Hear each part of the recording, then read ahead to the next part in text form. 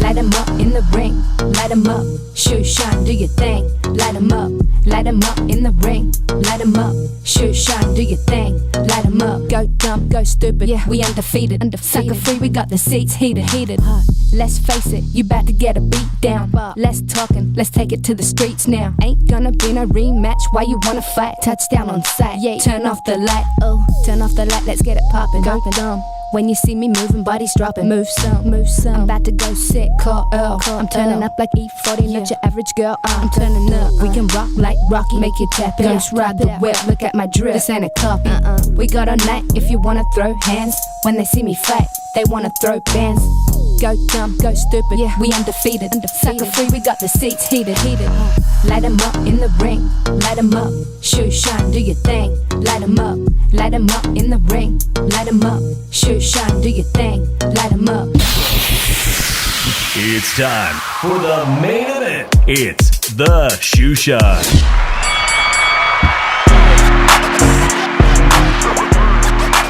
¿Qué onda, vatos locos? Damas y caballeros, it's your boy Dave in the 702 coming back at you for that Monday boxing recap known as the Shoe Shine. All right, now you guys know the drill. Joining me as always is my co-host all the way from the city of brotherly love. Philly Irish True Evil will be here momentarily as he's having some update issues. No stranger to that. He'll be joining us shortly. He said give us 10 minutes and we will have my co-host True Evil. Good to see everybody in the chat. I appreciate everybody here. Walk with Rhonda with dropping a super chat. Oh my goodness. Thank you so much. He says, I hope you have an amazing live, and that is much and greatly appreciated. Thank you so much. Thank you to everybody. I appreciate everybody that's here tonight on a Monday night. Salute Bruce, Gas, Boxing, Jazz, and more. Make sure you guys subscribe to him on YouTube. I see Wiley Coyote in the building. AC Walker says, what's good with you, man? He said he's the first one to hit that like button. And boy, do I appreciate that. What's good with everybody? I appreciate you guys on a Monday night. Hot July for me in Las Vegas. Of course, this weekend, it was hot on the strip, guys. Now, speaking of Las Vegas, I think you guys may have seen that the numbers, if you like coming to Las Vegas, if you were here this weekend for Las Vegas, they didn't seem slow at all Friday and Saturday, right? But they say that tourism is down even more than June, which is why on YouTube you'll see nothing but Las Vegas is dead. It very well may be. I mean, Monday through Thursday, it's probably a bit of a ghost town, considering it's averaging well over 100 degrees. Now, this summer, thankfully, we're almost done with July. And guys, I can say we didn't hit 115 or that 118. So I am so happy about that. Oh, man. Well, this weekend was a fantastic weekend for boxing, probably the best date in July for the sport of boxing, right? Obviously, we had fantastic cards. We had a Saturday full of fights from lunchtime, if you're on the West Coast like me, all the way to the late evening, exciting championship matchups. You know, and the talk of the town, obviously, in Las Vegas was the return of Manny Pacquiao at 46 years old. Most pundits, most professional boxing commentators, everybody that writes probably dismissed his return strictly on age because Father Time always seems to win. Father Time, him, Manny Pacquiao, being 46 years old. Could he pull off the unthinkable, guys? You see it in my thumbnail. At the moment on the right, we're going to get into some Usyk talk. Good to see you, SB. I appreciate you. The Filipinos came to support Manny Pacquiao. Shout out to everybody from California, all the Pinoys from California, Northern California, Southern California. Nearly sold out. Originally, they thought the MGM Grand was going to be slow. They had sectioned off the top portion of it, but they came close to 13,000 people, screaming fans at the MGM Grand this Saturday to see a living legend in the sport of boxing, see if he could accomplish something that nobody has ever done in the sport of boxing, guys. I'm talking about literally a fighter who was inducted to the Boxing Hall of Fame, the highest, most prestigious honor in the sport of boxing. Manny Pacquiao is a 2025 inductee into the Hall of Fame of boxing. Decides he wants to run it one more time. Ask the WBC, will you rank me? Because I think I could fight and beat Mario Barrios, the Aztec. Lots of controversy this Monday morning. Lots of controversy yesterday. Lots of sad faces on the Las Vegas Strip. Lots of disappointing sports gamblers. Very disappointed sports gambling crowd all across the U.S. because now you can bet legally in many states across the U.S. on betting applications like BetMGM, DraftKings, which has an office here in Las Vegas. Lots of people frustrated with what they thought was the best pick of the night, an upset in favor of Manny Pacquiao. And let me tell you that the odds for that fight changed greatly on Friday going into Saturday afternoon as the Manny Pacquiao fans that flooded the MGM Grand began to place bets on Manny Pacquiao, thinking he could pull off the upset. Well, the only upset really is what the casinos, what the sportsbook, well, if they have any, if you buy into the conspiracy that sportsbooks play a factor in how judges score, well, then you probably agree with me that somebody cooked the scorecards, because that was for me personally, and let me know what you guys think. But I think that was a very clear victory for Manny Pacquiao, 7 rounds to 5. I can watch it all day. Sure, it was very close. It wasn't not an exciting matchup, not a championship caliber matchup, but we were at the edge of our seats thinking, is Manny Pacquiao going to pull off an upset at the age of 46 years old? Is he going to do something nobody has ever done, and that's to be inducted into the Hall of Fame? Remember, you get inducted into the Hall of Fame after you're long retired. If you're lucky, you get voted in early. He comes out of retirement the same year he's voted into the Hall of Fame and comes this close to becoming a world champion at the age of 46 years old. The likes of which most people remember only George Foreman did at 45, and maybe, great Philadelphia fighters who've done that, well into their 50s, but a very rare thing. Good to see everybody. That's right. SB says everyone being here. Smash that like button. Big Spooky, good to see you. Appreciate you. That SS Spider, Talk of SD, good to see you. Says salute chat. And don't forget to hit that like button. Drew Evil is going to be joining us momentarily. We're going to get into that Manny Pacquiao discussion. For now, share it with you guys. Share if you want. Obviously I'm not doing the vertical streaming anymore, so it's going to be harder to have a lot of people in the room. We're going back to the horizontal format. It looks better. It sounds better.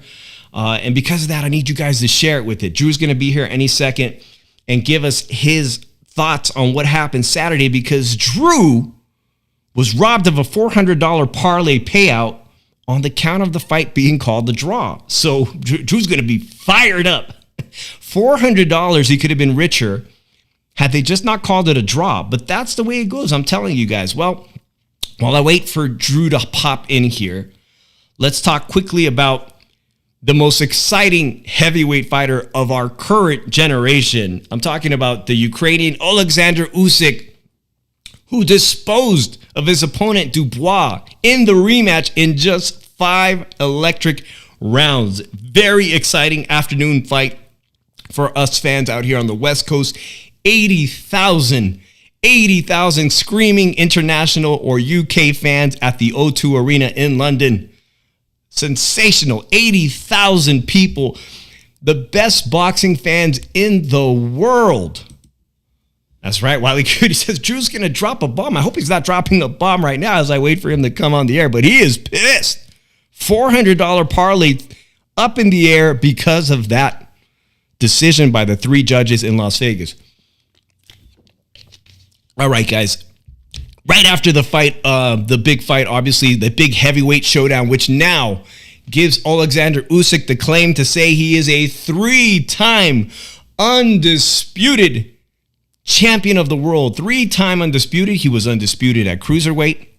And now he is a 2-time undisputed heavyweight champ because they stripped the IBF belt from him, which allowed Dubois to fight for that vacant belt, which made this rematch entirely possible. Now, in that first fight, you guys remember the questionable low blow, right? I didn't think it was a low blow. I thought he hammed it up. It looked like, wow, if the referee had not counted it a low blow, potentially Usyk could have lost his first fight in his entire career professionally. But it was called a low blow, and Usyk figured him out and disposed of him in the very first fight. This time he does it in even better and outstanding and more impressive fashion, getting the 5th round stoppage where his corner, as he got up slowly, threw in the towel. So, like I mentioned, social media, a very integral part of the sport of boxing these days. Twitter, X, was up in a firestorm, and they are already debating now that Alexander Usyk has pretty much beat everybody. Who's there left to fight? We're going to talk about who he could fight when Tszyu comes back. Let me know if you got somebody that you think Usyk should fight. Because unfortunately, I saw that Jake Paul was walked into the ring. I know Jake Paul's putting on great shows on Netflix. Just put on the greatest women's card in the history of boxing last weekend. Not this weekend, but the weekend before. Jake Paul was walked into the ring for a stare down with Usyk. Why bother, guys? Come on.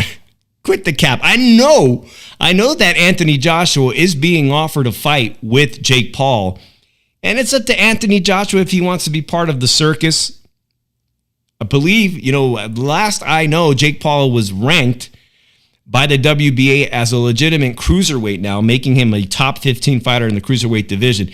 But for Anthony Joshua to be considering a fight with Jake Paul, and not knock out, if he does take the fight, and not knock out the guy in 1 or 2 rounds would be just ridiculous. But, he's considering it. So they bring in, Jake Paul to stand and stare down the greatest heavyweight fighter of our current generation. And I say of this current generation because there is a lot of dispute already on the internet. Is Alexander Usyk a generational great, meaning he's only great for this era, this current batch of fighters? Or is he literally and should be taken into account as a fighter, a heavyweight fighter, an all-time great heavyweight fighter? And this one is great. I'm not sure where I pulled it from. Credit to whoever pulled this out. Here we have a comparison to Muhammad Ali, 6'3", both of them. 3 times undisputed, but remember that Alexander Usyk is undisputed in the 4-belt era. When Muhammad Ali was champ, they barely had, one recognized sanctioning body. Both of them surprisingly born on January the 17th. Both of them gold medalists, and both of them having the exact same reach. Phenomenal comparison, guys.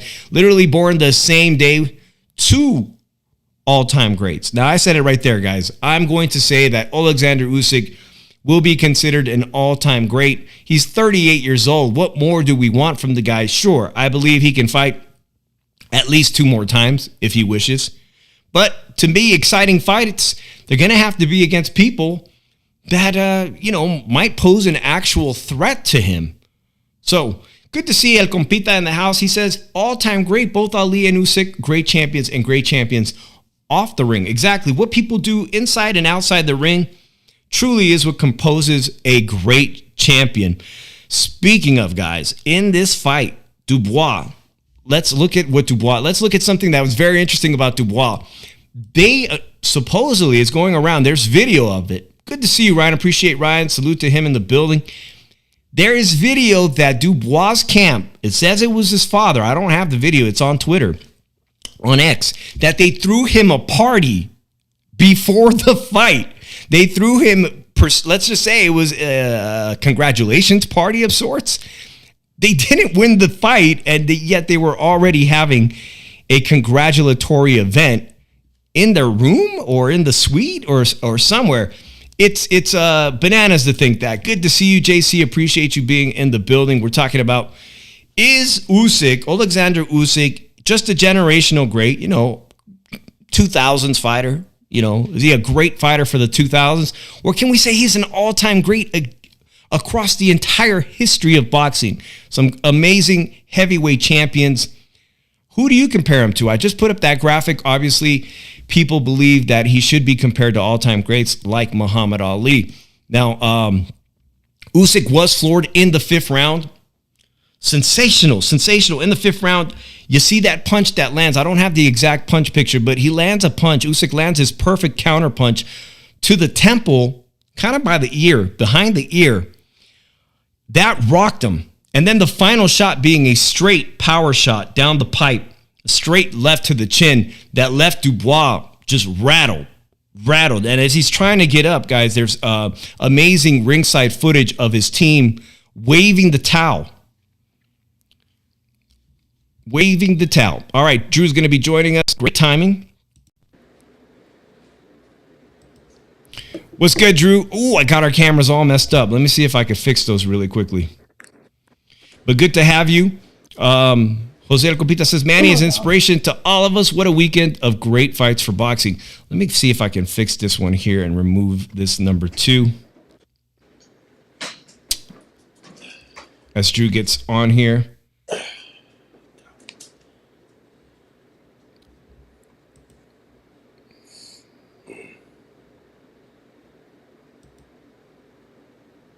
Now I got us all off here.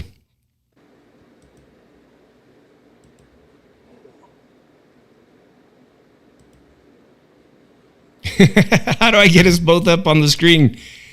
Sorry, guys. Let's see if I could add Drew and I both.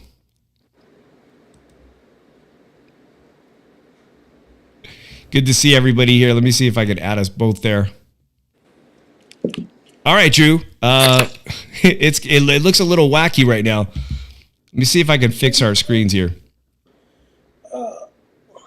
But Drew, we're on the subject right now of, is Alexander Usyk an all-time great across the entire history of boxing for heavyweights, or is he just a generational great talent? What does Drew think? He's a top 10. He's in the top 10, the greatest of all time right now. I'm sorry, but if you have the greatest of all time of every division, every fighter, every era, Alexander Usyk is a top 10 greatest of all time fighter. And I'm going to tell you why.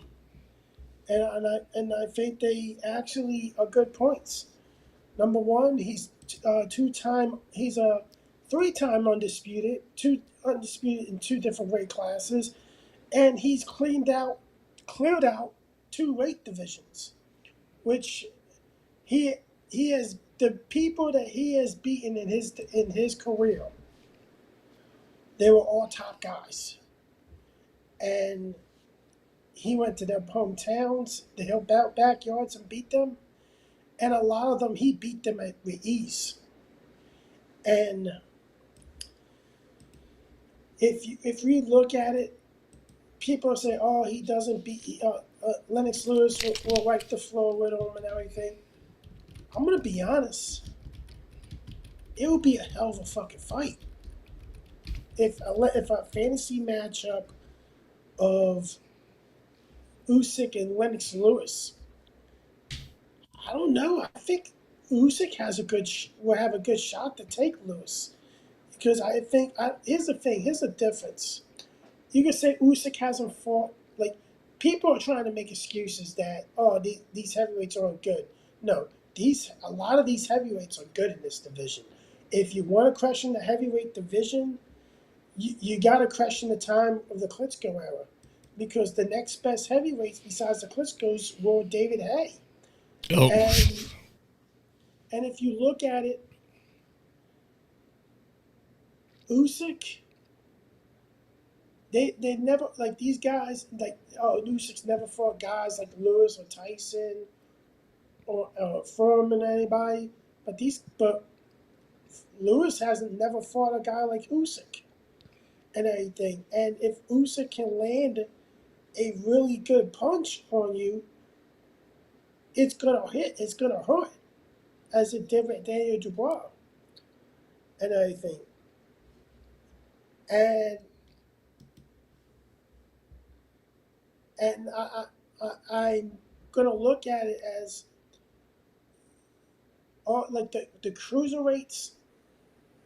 Like, if you look at it, I believe Alexander Usyk beats Evander Holyfield. Okay, at cruiserweight and heavyweight.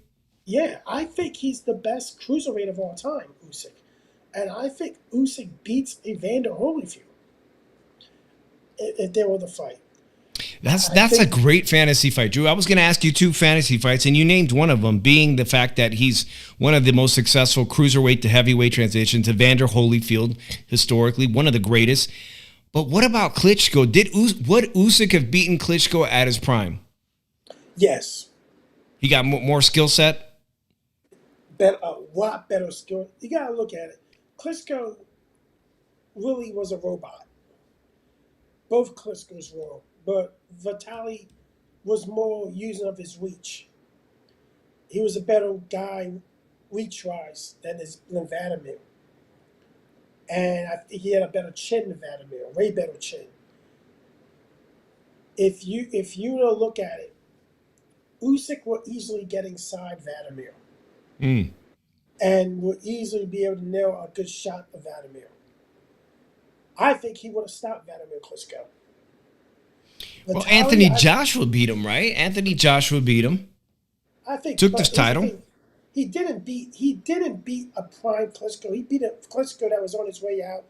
He was like I think 2 years off the Tyson Fury defeat Klitschko, and he was pushing. He was like about to be 40.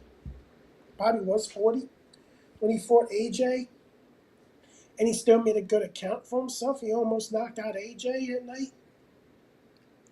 But the best version of Klitschko doesn't beat Usyk. He doesn't even beat Usyk at 75%.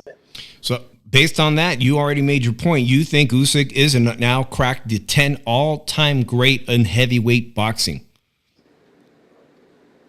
Yeah, here's a picture of that sensational left, that first one that caused all the problems for Dubois in the rematch, round 5. Just beautiful counter punching. Drew, I actually thought that first when I was watching the fight live, I thought that maybe Dubois round one because he landed some clean shots. But I missed it in slow motion. I went back and watched it, and I'm like, damn, Usyk even was landing the clean counter punches even in round 1.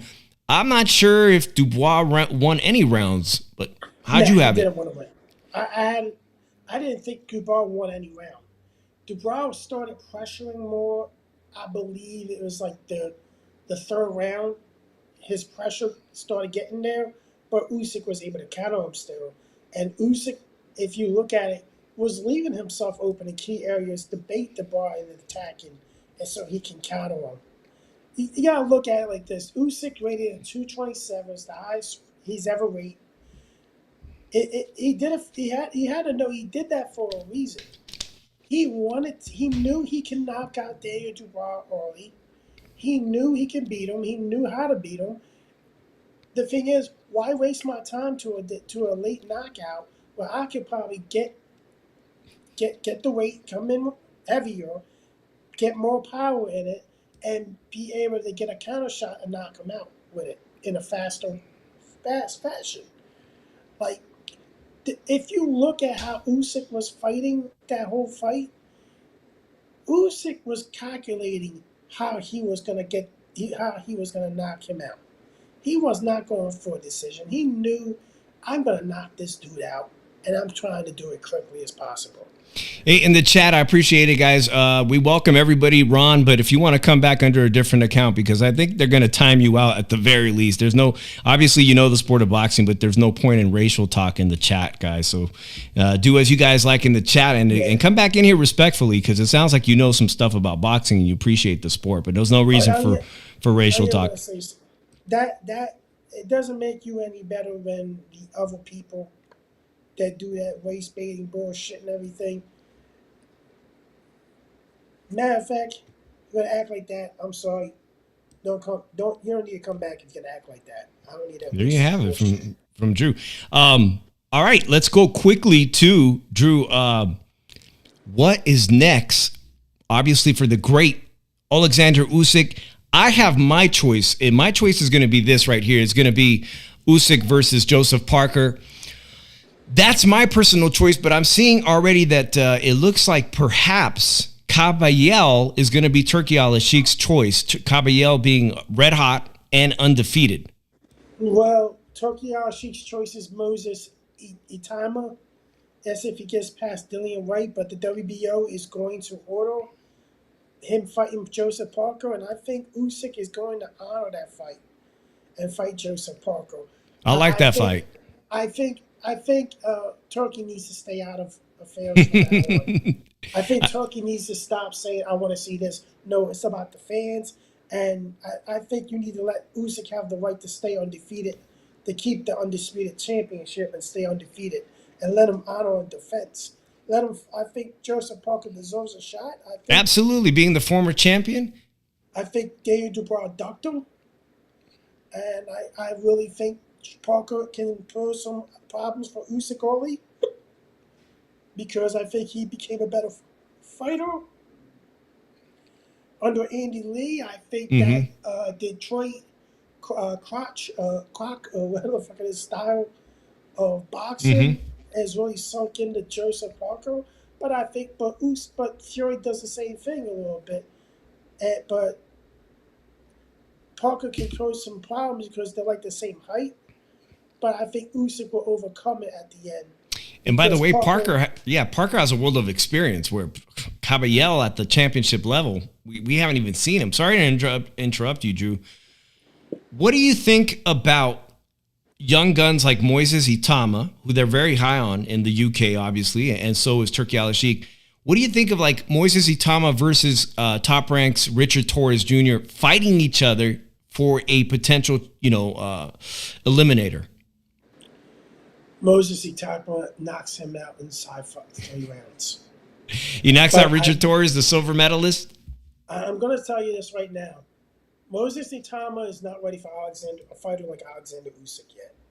I think it's the wrong time to put him up there with Usyk.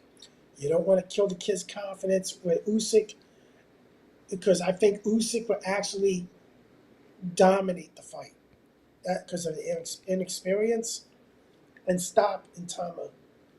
But I am going to say this. He will knock out Richard Torres inside 3 rounds. They may even last only 1. Here's the thing. And I heard this too.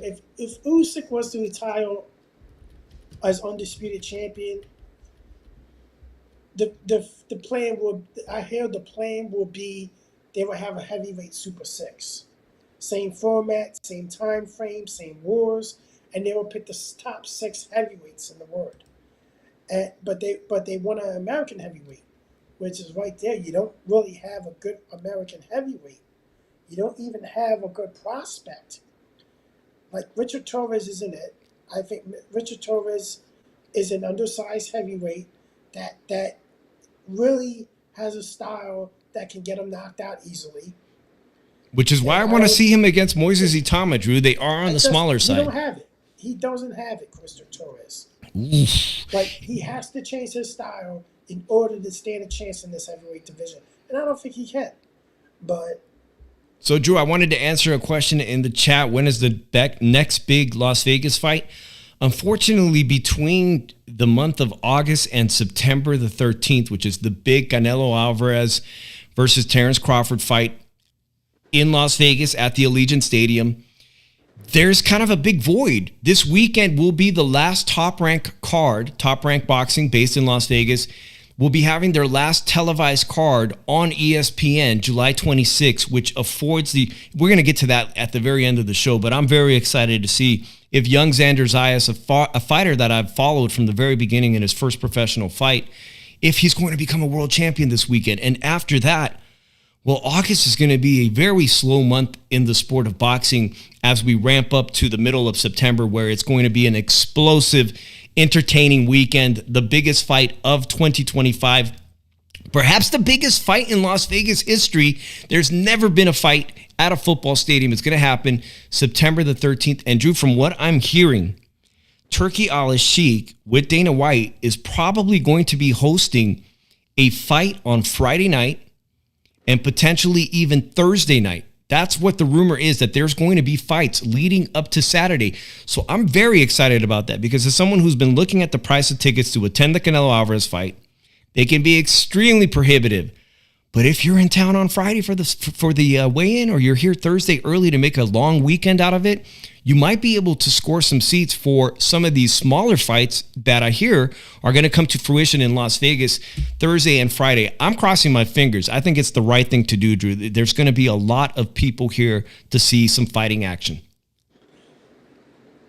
I think TKO is doing this all wrong with the prices. I don't think that fight's going to be sold out because of the prices. I understand that TKO is $6 billion in debt. Yo! But that's mainly because you overpricing your UFC pay-per-views or having UFC pay-per-views that really have no stars on it fighting, and you making them pay like $84, and they do way below 500K in pay-per-view buys. Some of them don't even do 200K. So you lost most of your money there, and their big ticket is WWE. That's their big market right now. The UFC, I think, is taking a little bit of a decline because your stars are mostly gone now.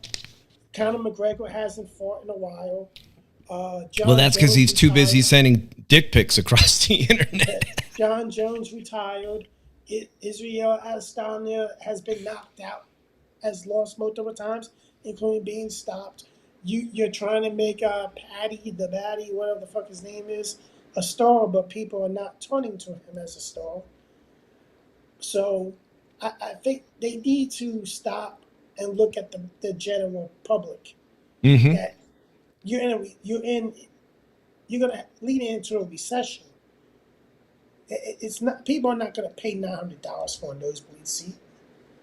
But other than that, like these three nights, two of them might have bad fights on it. But I look at it like this.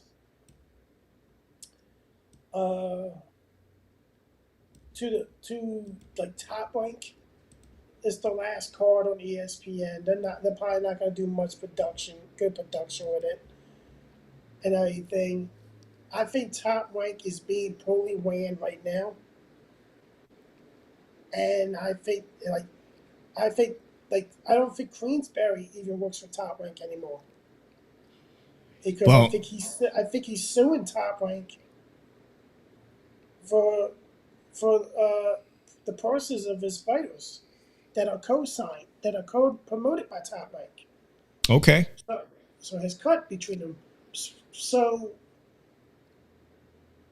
I think Top Rank really has to figure out, one, where you're going to be at. Two, you're going to have to step up the fights with like the likes of Torres, and you got to hope Sandor Zayas wins a title and becomes a relevant fighter in 154 and turn him into as much of a star you can.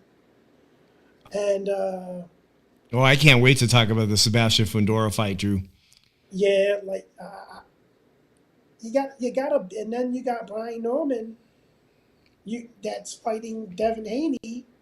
With as long as the Haney's don't think of a reason why to pull out, another reason why to pull out. Well, it seems like they are, Drew. That's all Cheeseman right now. We got a lot to cover. This is going to be a good show. There's a tremendous amounts of fights, Drew. Let's move on to Frisco, Texas, Saturday. The other fight, which featured the pound-for-pound mini legend in the making, and I say because it's a smaller weight class, guys, 115 pounds, but in the co-main event, very important for the super middleweight division because Diego Pacheco, who's with Matchroom Boxing, was the co-main event, and we just saw Shiraz come to the U.S. and knock out the self-described king of New York, Edgar Berlanga. I was very much anticipating to see Diego Pacheco have a star-making performance and knock out McCumbi. Now, McCumbi is a tough-as-nails fighter who can crack. Now, he took a long layoff from the sport of boxing. He came back. He was stopped by Caleb Plant, but he did drop Caleb Plant, a very good opponent who's coming off a tough loss, but gave a spirited performance in McCumbi. Drew, this fight was so fucking boring. It was the most boring fight, co-main, boring fight of this weekend. I hate to say it. Diego Pacheco boxed his way to a boring 12-round decision, one that got the boos of the fans who wanted to see fireworks. They did not see any fireworks. What they did see is a lot of blood as McCumbi was in a headbutt they had. Dude, there was blood just gushing. I don't have the 12th round, but the 12th round was so bad. McCumbi was sliced down the middle of his eyes, in between his nose and whatnot, and it was just a bloodbath. You think Diego Pacheco would have sensed that and had more killer instinct, but he didn't set up shots to get a stoppage. He just was comfortable going the distance. And because of that, I can't say he beats Shiraz. I'm like, who else in the division is 6'3" in the super? Can he beat Shiraz when he went 12 rounds with McCumbi? He's gonna get stopped by Shiraz. I'm sorry, Diego Pacheco is not that good. I think he's not. I think McCumbi has made him look bad to make him go to that route to cruise to a 12-round decision. Like, if you couldn't stop him, and a boxer did, it's really bad on you. Like, I really look at it like this. I think Hamza Shiraz destroys Diego Pacheco. It's a fight. Personally, I want to see it. I want to see that fight. I think Christian Mbili beats Diego Pacheco. So, guys, if you've been following, Shiraz comes to the U.S., the UK fighter, in his first performance at super middleweight, has an impressive, destructive knockout of Edgar Berlanga just 2 weeks ago. And now we see the American version from South Central L.A., Diego Pacheco, who has the same characteristics, same type of reach and height. He's not putting in the performances that say this is going to be the guy to beat Canelo Alvarez or even be in contention. Just for now. He can still build on that, but Shiraz looks like he's going in the direction of fighting Christian and Billy next. I don't think they're nothing alike. All right. And Shiraz are nothing alike. Diego Pacheco has no footwork. I don't like his footwork. I think Shiraz has a lot better footwork than Pacheco. I think he's more technically sound than Pacheco. I think overall way better fighter than Diego Pacheco. All right. A salute to Champy Nerd and shout out to the homie Card Shop Reality. Good to see you. Great to see everybody here. Champy says Lester Martinez is a threat. I'm going to agree with you. It's very unfortunate, Drew. Lester Martinez had to withdraw from his main event. He was going to be the main event 2 Saturdays ago for Pro Box, and he got violently ill.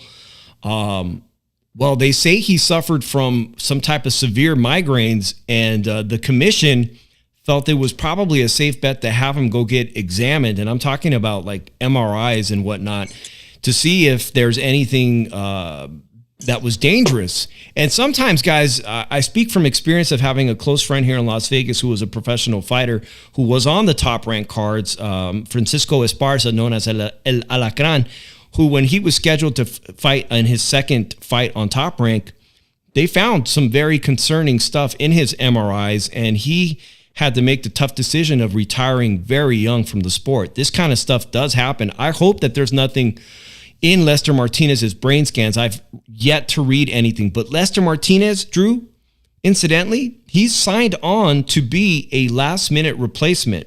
He has to be ready to fight Canelo Alvarez on September 13th, as he is a last-minute replacement. Now, that could change if there's something in his brain scans, but he was supposed to fight on Pro Box, and he signed on to be a last-minute replacement should anything happen to Terrence Bud Crawford. Yes, indeed, guys. Great to see everybody here. Let's move on to the main event, Drew. I put it in the title. We're not even to the Pacquiao stuff yet. I said Bam Rodriguez and Usyk are pound-for-pound greats that got the job done. Both of those guys on the pound-for-pound list, my personal pound-for-pound list. I think they might be both on yours. But they got the job done as champions. And Bam Rodriguez knocked out another champion, as did Usyk, knocked out IBF champion Dubois. They stopped. I mean, they got that killer instinct. That's what makes champions exciting. Unfortunately, not what we saw out of Mario Barrios in his performance as champion. Somehow he walks away with a draw. But these two champions, pound for pound champs, they saw blood, they smelt blood, and they went for the kill. That killer instinct that Bam Rodriguez and Usyk have. a very impressive. Now he's only, one belt away from becoming undisputed. I'm talking about Bam Rodriguez of Texas, Robert Garcia, shout out to their camp. Destroys in the 10th round Cafu, the African fighter who came in, who can punch, but's never seen a fighter like Bam, never experienced a fight of this caliber in his young career, less than 15 pro fights. Didn't have the championship experience, had amateur experience again, but fighting in Africa, South Africa to be exact. Drew, I have to think that Bam Rodriguez is the closest thing to a young Lomachenko. You're one of your favorite fighters. I know that. I think he is the closest thing to a Lomachenko, but he has power too. He's got a lot of power, being able to stop champions. What do you think about his performance? It was a good performance. Like, it was some. You gotta look at it like this, Dave. I had no problem. I thought he was gonna really steamroll this dude Early? I thought Bam was gonna win by stoppage. Which he did, but in the 10th round, in the later rounds. Yeah, I had him stopping him in 7. Okay. So, between 7 and 9. So, but I look at it. There's not really a lot more options for him to go right now. Is probably go undisputed, and then maybe move up to fight Junto Nakatani. Yeah, there's talks of that, but again, Turkey's already lining up that fight with the only belt he needs left, which is El Puma Martinez of Argentina, the guy who dyes his hair. When funny, I like his swag, and I think that's actually going to be a really good fight. Very few people have gone the distance with Bam Rodriguez. I think that fight goes the distance, but I'm going to pick Bam Rodriguez to sweep the entire division. But I think Puma's going to be one of those type of fighters who's going to make it to the last and final round. Puma can cause problems. He can fight. He can fight. I think Puma is probably going to be a late stoppage. Salute to Tony. He says Cafu did enough to show he could keep it busy. In my opinion, Bam is or should be in the top 5 pound for pound. He is going to be a problem, and Junto needs to step up and fight. I think that fight's going to finally happen probably next year. They were talking about making it this year. I can't wait for it. But, if he can get the accolade and put himself on that very short list of guys who've become undisputed in the 4-belt era, I'm perfectly fine with Bam Rodriguez doing that first, to put himself on that list and then moving up. Junto Nakatani, hopefully he'll be there at 118. Who do you think wins that fight, Drew? Junto versus Bam? I'm picking Junto.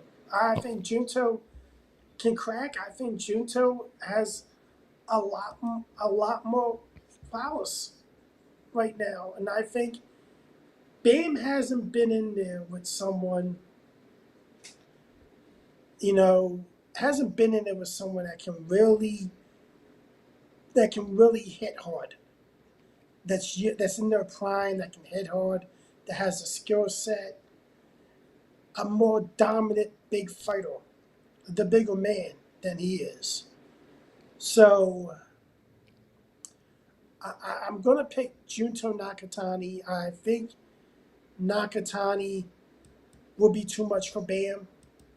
I think Bam is going to have to play catch up and adjusting to the bigger man. And at that time, it may be too much. Then he has to go for broke, and it might put him in some compromising situations, and it might get him countered by Junto. Junto, it does have, to me, I think it was a couple years ago, Junto Nakatani had the knockout of the year, knocking out Andrew Maloney. He did. And everything with a 1-punch knockout and everything. So I look at it as in, I will pick Junto in probably rounds 9 or 10 as a stoppage. Hey, shout out to Nerd and shout out to Carlos M joining. He says, I'm going to stay on code and say Bam wins. Nerd, you're right. I was looking at this picture and I keep forgetting that Bam's path to undisputed isn't just the next fighter, El Puma Martinez. As you can see in the picture here, he has 2 of the titles, one being the WBC, WBO, and the Ring Magazine, which is not really is the Ring Magazine. Some people think it's the most prestigious belt, but it's not even a sanctioning body. It's basically a magazine run by Turki Al-Sheikh at this moment. But you're right. Nerd, he will have to fight in his next fight Puma Martinez. And if he wants to be undisputed, he would have to face Wilbardo Garcia, the IBF champion, sometime in the spring of 2026, which puts a fight with Nakatani. If his ambition is to become undisputed, well, it may push a Nakatani fight to next summer. Hopefully Nakatani is still around the 118-pound division if he's not chasing down a mega fight with Inoue. Let's get on to the PBC card right here in Las Vegas. Any honorable mentions on that undercard, Drew? Because I was impressed with somebody we haven't seen in a very long time. Shout out though, Sebastian Fundora for making Tim Tszyu quit. Yeah. Well, you know what? Shout out to Sebastian Fundora. This is just really great. The fact that he's 25 years old. I'm gonna guess. I'm not sure, but if anybody knows that he was probably homeschooled because they were very competitive in amateur boxing, and a lot of them who go to the highest levels of amateur boxing can't just go to regular school. But at 25 years old, he's been admitted to an Ivy League school, Harvard. So I do want to give him props for that. His sister there, also world champion, and the father being extremely happy and letting everybody know this weekend he has been admitted to Harvard. How will that affect his professional career as a 154 champion? I don't know yet. But early on, Drew, in the PBC undercard, Gary Russell returns, and now he's a lightweight. At lightweight, I have to say, he put a beat down on that courageous Mexican-American fighter. Put a beat down on that guy, finally knocking him out in the very last round, Drew. I'm very impressed with Gary Russell after a very long layoff, coming back to the sport and looking as good as he did at a higher weight class, too. I was shocked. I didn't know it was going to be a lightweight. Yeah, it was really impressive. Probably going to have one more tune-up the fight and then get him back in the picture and everything. But we see how it goes. It's a good comeback.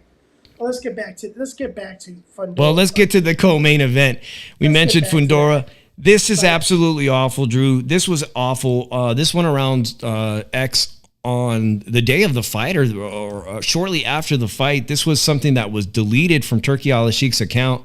He said, "I said to you from the beginning, Tim Tszyu does not deserve to be on Riyadh season or Ring magazine card. He can be useful as a sparring partner for a champion in Riyadh season." There's a picture of the very first knockdown in the rematch. Any comment on that, man? Because he deleted that. Turki Al-Ashik's a piece of shit. Fuck him. I don't give a fuck. I'm sorry, but Turki Al-Ashik is bad for American boxing. I always said he was bad for American boxing, and I think he acts like, if you're supposed to be a promoter and everything, you put that shit out there, you probably cost to do money and everything. So expect a lawsuit for that bullshit. But other than that, I'm going to say this right now. I am going to say this. Tim Tszyu, from the rise that he had to the brutal fall that he is going through right now, is not only surprising, but tell you the truth, kind of really expected on some parts. Because if you look at it like this, Tim Tszyu, his biggest win was really against the washed up Tony Harrison. Tony Harrison, who had the balls to go down to Australia, former champion, who beat Charlo. I thought that was a very impressive win. Yeah, but I thought it was a gifted decision that he beat Charlo. But I am going to say this right now. Tim Tszyu, it turned out he's heading towards gatekeeper status faster than Mario Barrios winning a title. It's that bad. Like, if you look at it, like, it's so bad now. A year or two ago, he was argued as one of the best, most ducked field guys in 154 and everything. Now he's a gatekeeper now. or he may be borderline retired because he got his ass kicked again. What to make? Well, okay, Drew, we had a really good talk before the main event Saturday. I appreciate everybody that stopped by and saw my post Usyk show. There were some really good comments in that show made by some of the people here in the chat, and some of them felt that they didn't think that Tszyu was going to make any improvement in his defense. I did not see it. I did not see any improvement in his defense, and I actually saw Fundora finally fight very tall and use his jab ridiculously effectively, using that reach. He did so in the first match to win the fight. He just stuck to the jab, saw that Tim was bleeding all over his face, and said, let's keep it simple. But this time, Fundora's defense is a lot better, even though he got caught in the late rounds. He's fighting tall, and he's putting together a variety in his offense now that makes Fundora, who's already freaking scary, even scarier. He dropped Tim early in the first round, Drew, but is Tim's punch resistance shot? Yes, Tszyu is done. And I don't care what anybody thinks. Anybody can cry about it and everything. Anybody can really try to defend him and everything. But if you're gonna look at it and try to defend him on it and say he's not done, then you're not only delusional, but you really need to question yourself on your knowledge. Does he need to question his coaching team? Because, okay. He's got to, here's the thing. Here's the fucked up thing. You should have done that in the Fundora fight the first time. You should have done it like that. And he chose not to, and then he chooses not to do it after Mazamov or Mazamov, whatever that guy's name. Martizaliev. And then Fundora beats the shit out of him and makes him quit. I'm sorry. He's done. Those 3 fights were absolutely horrible for his career. I'm gonna tell you right now, Drew. I think had Tszyu actually fought, had Keith One-Time Thurman, who was here on Saturday, making a lot of, he's in a lot of interviews this weekend. Had he actually fought Keith One-Time Thurman in 2024 March, the weekend that D-Style Boxing was here with us, I think his career would not be in the current state it is. I don't think. First of all, I still would have favored at that March fight date. I would have favored Tim to have won against Keith One-Time Thurman. Now I don't. After all these hard losses where he's taken some serious punishment, I don't even know if he gets past Keith One-Time Thurman.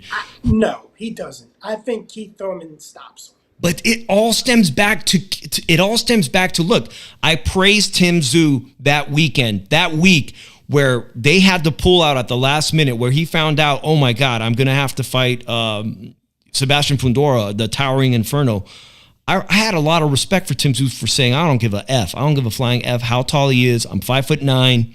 I'm the world champion. Sure, I'll fight him. He probably saw Brian Mendoza tape that knocked out the Towering Inferno. He saw Erickson Lubin have some spots of success and said, I could beat this tall Inferno. And had he just not put himself in that position and said, nah, not fighting that dude. Reschedule my fight. I'll wait for, he would not be in these shoes. Tszyu has no defense. He had no defense. He was bound to get hurt. He was bound to get hurt and get knocked out. Like, Mendoza really went through wars and everything. He had that knockout of Fundora and everything. But other than that, like, let's keep it a bean here. Tszyu doesn't have defense. He gets hit a lot. Actually, he stayed, one thing somebody made a great observation is that he admires his work. I did not see him admire his work earlier in his career. It's almost as after he lands great shots, which he landed some great shots in a heroic attempt in the very last round with Sebastian Fundora. He sits there and he doesn't get out of position. He doesn't move. He lands a great shot and then he stays there and waits for you to land your counter shot. He doesn't get out of range to protect himself, which to me is a sign of potentially where he may be at this moment a shot fighter who's taken too much punishment. He may need a very long layoff and go back to Australia like he did against Joey Spencer and fight lower level opposition and see if he could rebuild himself once again, all over again against less. And there is, of course, there's an Australian fighter a lot of people like, Zerafa, a local favorite. maybe he can work himself back up with the confidence, build on his defense, and fight domestically a big fight. But to come back and fight a young Xander Zayas, a young Jesus Ramos Jr., kills him. Oscar's a great fighter. Virgil Ortiz, all these fighters, even Bohacek. I don't think he gets past Bohacek's. So Tim Tszyu, he's got to take a step back, get evaluated. Actually, he probably should see if he sustained any brain damage himself and get some good MRI scans. I'm probably pissed off some people when we talk about Tim Tszyu in a negative way, but I absolutely don't give a fuck.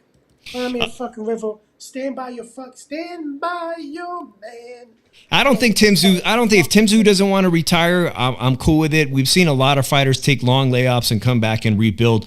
But at the championship level, I think, unfortunately, a lot of people around him may have failed him, and it all stems from taking on Fundora as a last-minute replacement. Anthony, this is my co-host, my regular co-host. This is Drew Evo, Philly Irish Drew Evo, my regular co-host here on Monday nights. I'm the greatest thing since sliced bread, Anthony. So, as for Sebastian Fundora, let's talk about something really quickly. In the landscape of 154-pound champions, this guy is the dark horse of the division currently. He's the guy that knocked out, who we just talked about. He knocked out Tim Tszyu, 3 or 4 times in less than 3 rounds. Devastating puncher. He's going to be forced to fight Erickson Lubin, who, in my opinion, was gifted a decision on the undercard of Canelo Alvarez, where Jesus Ramos experienced his first loss. This should be Jesus Ramos's title opportunity, but instead, it's going to be Erickson Lubin, who also was destroyed by Sebastian Fundora, and arguably lost to Jesus Ramos Jr., just my opinion. No, he should have lost to Jesus Ramos. He only won 3 rounds in that fight at most. And by the way, Xander Zayas, we talked about Top Rank, guys. If you're a baseball fan, I believe he threw out the first pitch. This is his promotional week. This is his biggest fight of his life. Met him in his very first professional fight in Reno. I was going to say Reno, Nevada. And man, it seems like just yesterday in 2017, I met him when he was 17 years old. I have a great interview that I'm going to be playing later on this week. We'll revisit that and see if we can find anything in that interview. Listen back to it, my interview with him, and see if we can listen to things that point us to where we are today, where he's getting a title opportunity against a hungry Mexican opponent this Saturday. He is going to potentially, if he can beat the Mexican fighter, be the first Puerto Rican champion in that division in a very long time. This weekend, he could add himself to that list of champions, Drew. Somehow he's got there before Virgil Ortiz. Virgil Ortiz has not won a title at 147 or 154. How do you see this 154 landscape by the end of this year? Now, Fundora had 2 belts. He gave one of those belts up.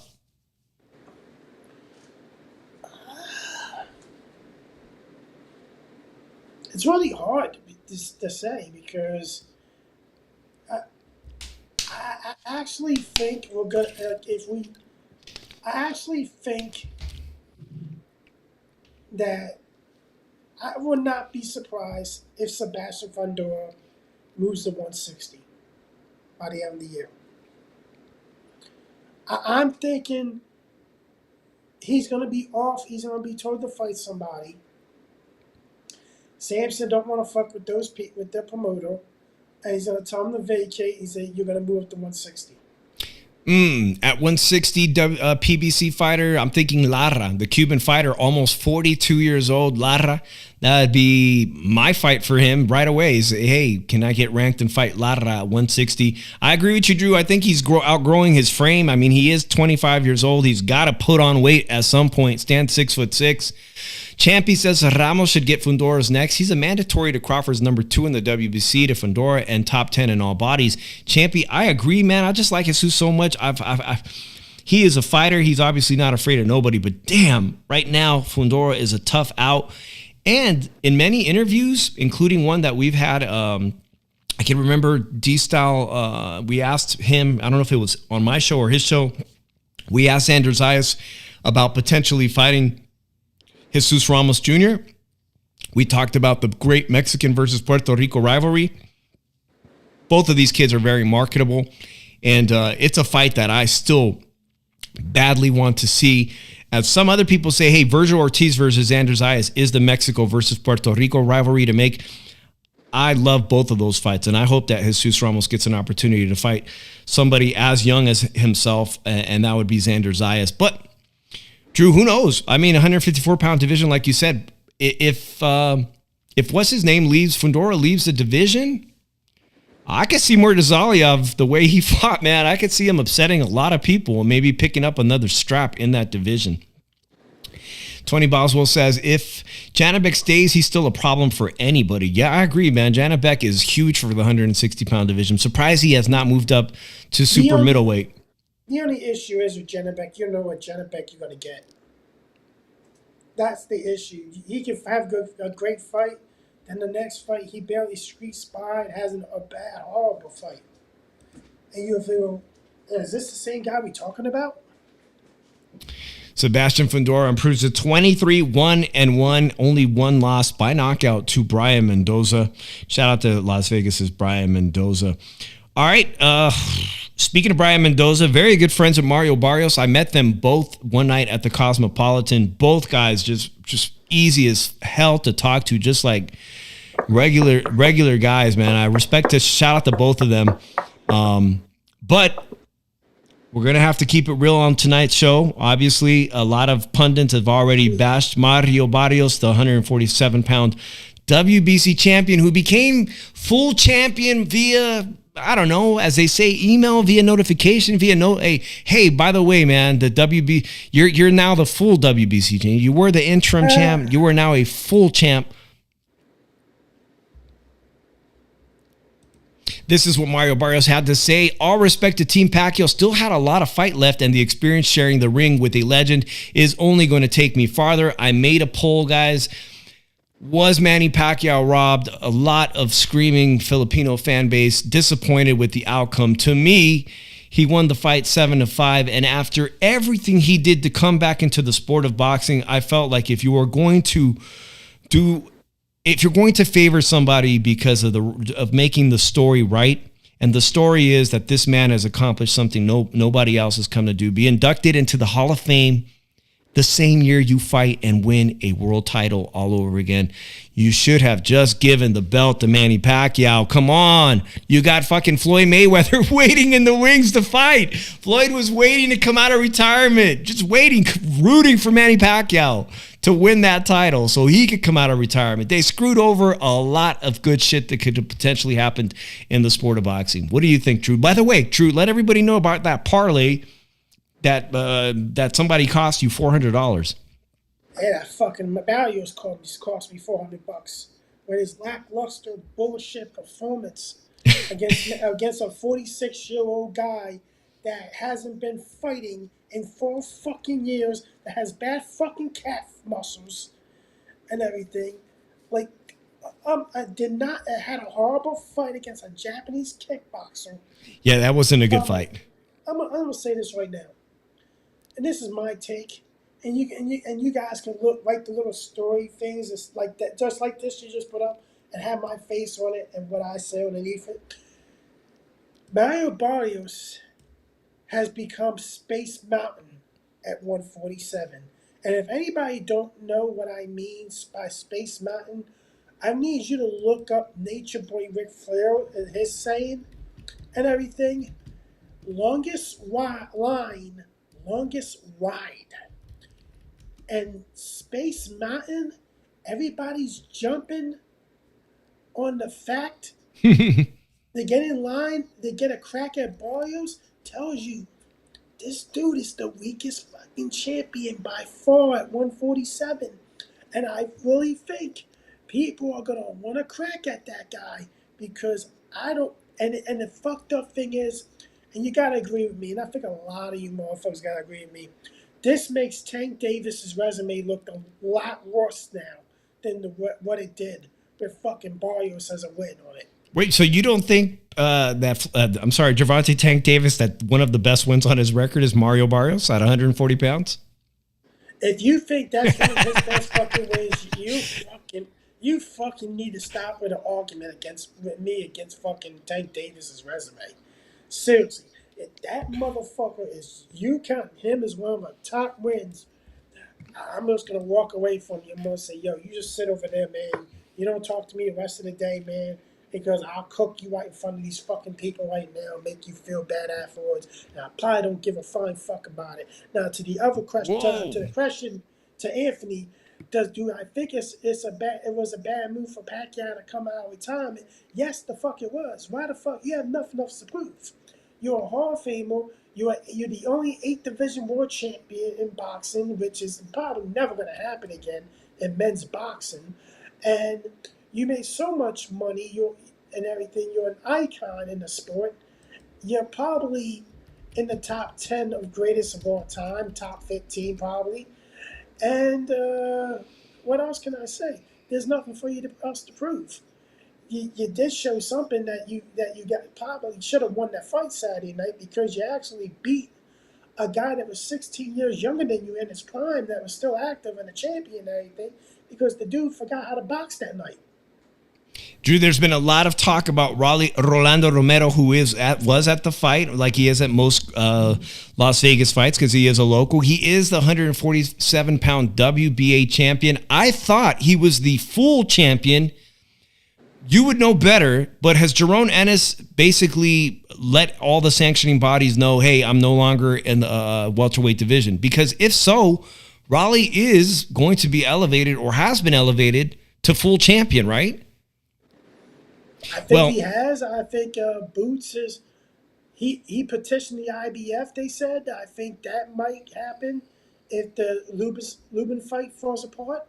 I think he has also talked to the WBA, and he's also talked about fighting Jesus Ramos.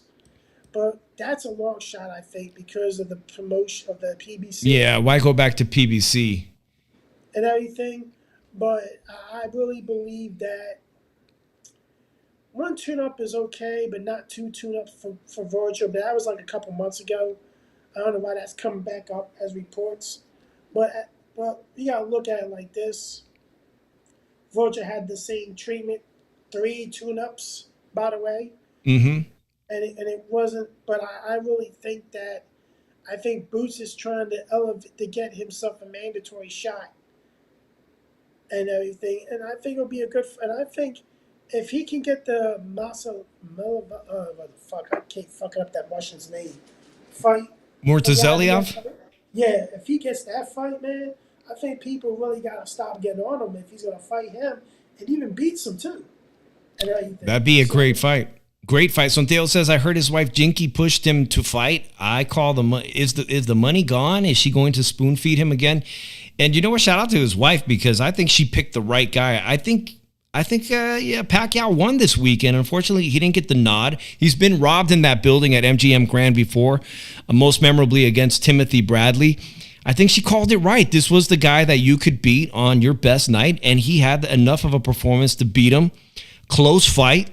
Some of you probably had Barrios winning. Drew would have walked away with $400. Barrios was the favorite, but a lot of people believed in Manny Pacquiao, and they were betting against that. And, well, unfortunately, they didn't win. And unfortunately for all those screaming Filipino fans, they walked away, probably sad. It was a sad Saturday, in fact. But Drew, going back to Raleigh, Rolando Romero, Sean Gibbons says, yeah, you know what? The Mario Barrios rematch, we probably want to go in a different direction. Raleigh Romero, right after the fight, let everybody know, including Fight Hype on YouTube, hey, I would love to put a Hall of Famer on my resume. Shit, sign me up. I'll fight him. I think that's the direction to go. If Manny Pacquiao wants to get back in the ring in 4 months, by the end of this year, put it down for another Las Vegas super fight. Raleigh Rolando Romero for the WBA championship. I'm good with it. In fact, this time, if everything's good, I want to be in the building for that fight. I think he'll give a better fight than Barrios. I'm sorry, but I don't know how the fuck Mario Barrios is still champion. I'm sorry. I just don't see a reason why he is still champion. He should be really lucky that he's still champion right now. Because here's the thing, and I said this when the fight was first made, this was a big risk for Mario Barrios because, one, if he looks bad against Mario Barrios, against Manny Pacquiao, it fucks him up, his stock up even more, which it did, because he looked horrible against him. And to a point enough that he lost that. A lot of people think he lost to Pacquiao. So people are calling you the easiest champion of the division, even easier than Wally Romero and everything. And Raleigh, it does have heavy hands, man. He can punch. You're right that I didn't anticipate Barrios getting a stoppage, but at least with Raleigh, he surprised Ryan Garcia. It was the other way around. He caught Ryan Garcia with his left hook and dropped him. So Raleigh can crack. He's proven it multiple times. He can also be outboxed. He's gotten better under Ishmael Salas. Yeah. He gotten a lot better, more disciplined, and everything. Follows a game plan. So I think that we can give him some props on that one. Yeah. But if you were to put Wally versus Barrios, I'm picking Wally by knockout. Hey, I'm good with that fight too. If Floyd Mayweather comes out of retirement and calls Pacquiao and says, "Let's run it back. Fuck the titles. We don't need no 147-pound titles. Let's run it back." That fight's gonna sell. If Raleigh wants a unification with Mario Barrios, right now is the time to do it. I think it would. I think PBC will probably want that, but I think Wally actually is on these season cards. Yeah. I don't know if they're gonna let Wally fight Barrios. I think the best thing is they're gonna try to keep Barrios away from anybody outside of PBC. Raleigh's already has a blemish on his record. Some would say he deserves more than one loss on his record. I think for Raleigh in his pocketbook, the perfect fight is the one he desires, and that's with the Hall of Famer Manny Pacquiao. I'm all for it, guys. I mean, don't discount. Both of these are going to be great fights either way. The welterweight division is up for grabs, honestly. Devin Haney's making his entrance into the division. It's going back and forth with Brian Norman. I think anything could happen in that division. So shout out to Manny Pacquiao and all these great fans that came to Las Vegas to see him run it one more time. Unfortunately, the decision didn't go his way. Many times I was frustrated. I thought, Juan Manuel Marquez deserved the nod. He never got the nod. He never got it. Timothy Bradley did, undeservingly. It wasn't until the final fight, which Mario Barrios said was his favorite fight, was the one when Manuel Marquez knocked out, Manny Pacquiao cold, face forward. He didn't hurt him. Well, he wasn't able to hurt a 46-year-old version of Manny Pacquiao, to be honest, unfortunately. So let's get to some boxing news, man. And let me know in the chat, guys, who do you want to see Manny Pacquiao fight next? SB says, great stream. Appreciate you, SB, so much. Thank you. Let's get to some really quick boxing news. Speaking of fighters that are undisputed, one of them has decided today to let the public know that they call it quits. I'm talking about Josh Taylor, the former UK 140-pound undisputed champion, who, if Sonteo's still here, man, I remember Sonteo was here that May 2021 or something during the pandemic. Josh Taylor versus Jose Ramirez of Fresno becomes undisputed. Two great fighters went, and one of them walked away undisputed. His career after that drew just basically what was a straight dumpster fire. Like, it just, after becoming undisputed, I don't know, it was like the pinnacle of his career. He just went down from there. Nah, I think he stayed at 140 too long. I think he overstayed his welcome at 140. I think that was the main culprit of his decline. I think that after that, once he was feeling that he was having trouble making 140, he should have just moved up to 147 and everything. I think if he would have done it early enough, I think he would have had at least another 5 wins, maybe be a 2-division champion before calling it. But this was an underwhelming career. Other than the undisputed accomplishment, his career was underwhelming. Underwhelming. All right, and more boxing news today. Zurdo Ramirez, the cruiserweight champion who just put on a really good defense of his title just weeks ago. There's been, talks about potentially matching him up with Jake Paul, who Jake Paul is barely now ranked as a cruiserweight.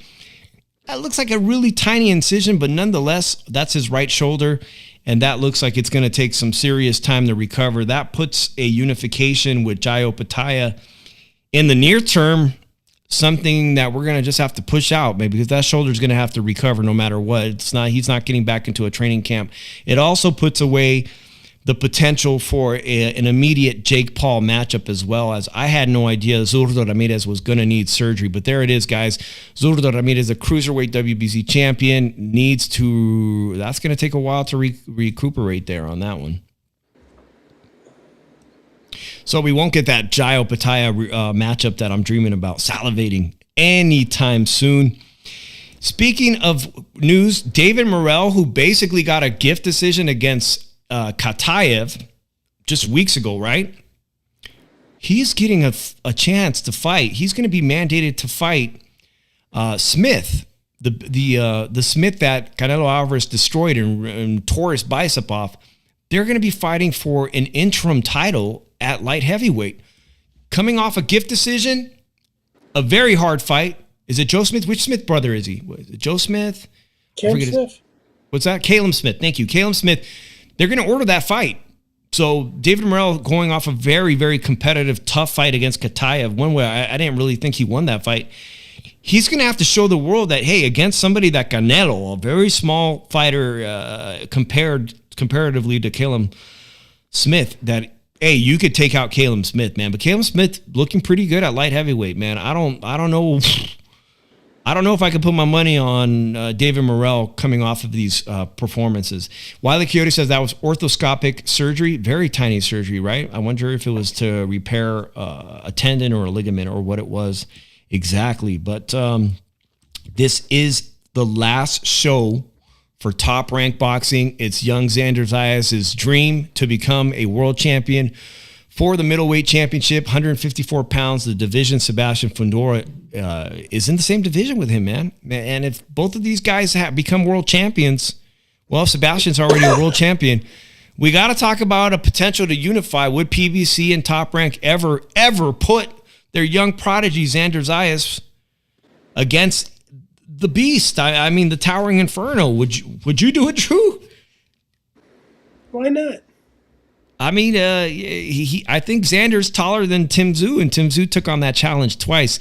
This is going to be a really good matchup. Emiliano Vargas, the son of Fernando Vargas, is on the card, as is featherweight Bruce Carrington is on the card. This is going to be the last ESPN show for Top Rank, a relationship they've had for years, guys, and I think it's going to be available to everyone.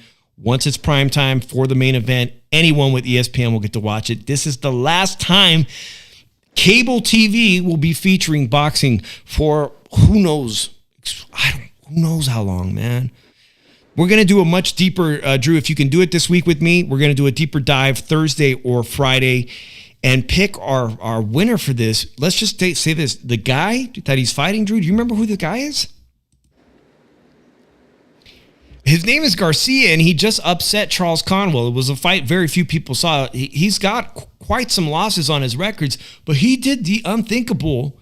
Garcia beat, convincingly in my opinion, Olympian Charles Conwell, which nobody wanted to ever fight Charles Conwell. Everybody was like, I'm not fighting that dude. Charles Conwell, unfortunately, is involved in the case where the fighter he fought passed away immediately after fighting him, right? And Charles Conwell, for a while, retired from the sport of boxing because he needed some mental health time out from that fight where his opponent died in the ring. Patrick O'Day, I believe was his name. Rest in peace to him. And Charles Conwell lost his opportunity to fight Xander Zayas by losing that fight to Garcia. Garcia is a live dog. Oh, no, not Ryan Garcia. This is a Mexican fighter from Mexico who shares the last name Garcia. And I think it's going to be a hard fight. I'm just saying, it's going to be a hard fight, but I'll get deeper into the odds later. Yeah, we'll talk about it. All right, we'll talk about it, man. Thank you for everybody who stopped by Monday night. The Shoe Shine like we used to do it every Monday night. I hope to get the phone line back up, Drew, to integrate back our phone line into our show. Probably the best Saturday in boxing in July that I can ever recall. 3 amazing championship fights, a full day stacked. We got one more weekend of great boxing in July and a very quiet August. Spend time with the family, spend time with people you love. Appreciate everybody in this chat. Drew, your final thoughts on this rather amazing, spectacular weekend of boxing. What really stood out to Drew Evo? Not much. Not much? Not impressed? I'll tell you what. Like, here's the thing. If I tell you, when I say shit gonna happen, Usyk was gonna knock this dude out. Usyk is one of the greatest of all time, and people are gonna make excuses. And I don't want to hear the excuses anymore. I think people need to just accept the fact that Tszyu wasn't really that good to begin with. And for the Tszyu fans out there, he wasn't really that good to begin with. Oh. Stop crying. So it's time. Let your time come to heal. And you guys can pick another fighter to be happy for. And then be cheering for it. Please. But at the end of the fucking day, I can really care less about it. But at the end of the day, I have nothing else to say at the end of the day. Drew, I'm just happy that 3 of the 4 champions that I saw, 3 of them, and I'm just happy with that. Usyk, killer instincts, demolishes Dubois. You got Bam Rodriguez looking for like a top 5 pound for pound and no question about it fighter, destroying his opposition. And you got Sebastian Fundora letting everybody know that he didn't beat Tszyu by a fluke, just absolutely demolishing Tszyu in 5 short rounds. Spectacular Saturday for lots of knockouts, what I like to see. But shame on the 3 judges who ruined a potential fantastic Saturday night right here in Las Vegas, Drew. Someone from the Bay Area that I respect very much, DJ Kubert. You know, I grew up in the Bay Area DJing. DJ Kubert was here in town for a big party last night, and they say he was here Saturday at the fight, ready to be part of an after party. Pilo, Bay Area rapper Pilo, everybody from the Bay loves Filipino Pilo, great rapper, was performing at Dre's last night. He was in town Saturday for the fight. You had all this musical talent, great musical talent, ready to throw the biggest Manny Pacquiao post-party. And they fucking ruined it. They ruined it for everybody who came to see Manny Pacquiao win. Shame on those 3 judges. I'm Dave in the 702. Philly Irish Drew Evo. We'll be back later this week. Thank you all. Until next time. Peace.